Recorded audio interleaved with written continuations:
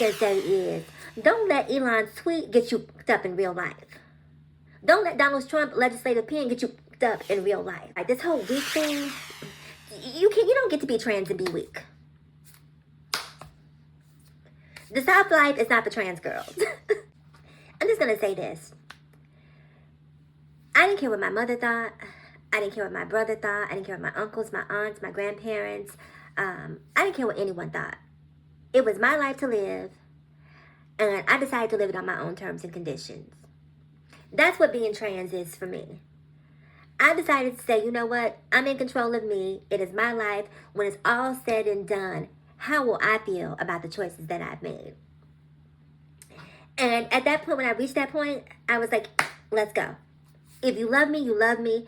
If your love is contingent upon me fitting into the box that you've designed for me, and because I choose not to fit into that box, that means that you don't love me, then it's been nice knowing you.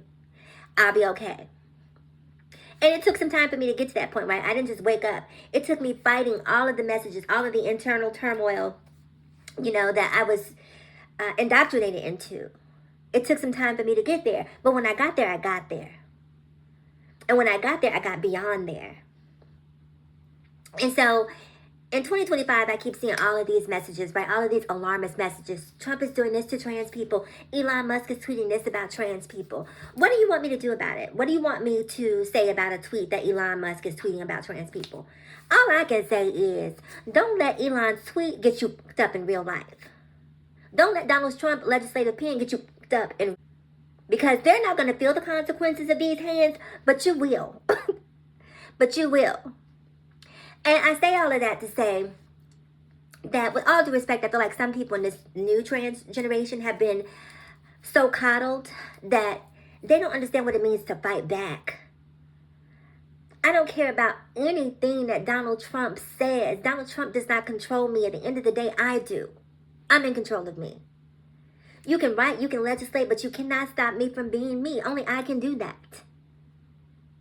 That genie is out the bottle. That ship has sailed.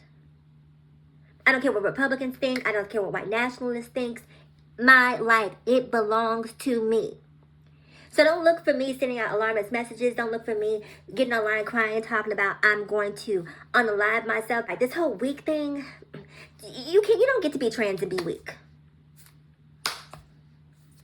The soft life is not for trans girls. You don't get to be trans and have a soft life. I'm sorry. To be trans means that you have to be prepared for the fight at any given time, at any given day, at any given point within the day. You have to be prepared to fight. That's what being trans means.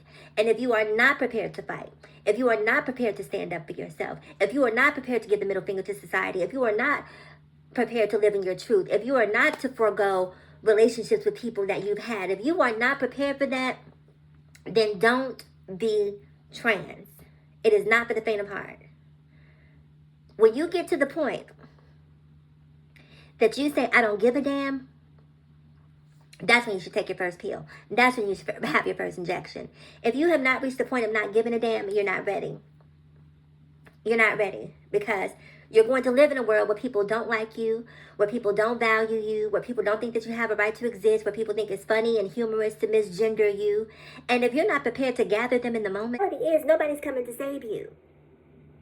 You have to be your own superhero. You're going to have to save yourself. And if you're not prepared to put on a cape and save yourself, then what are you doing being trans? Quit crying and fight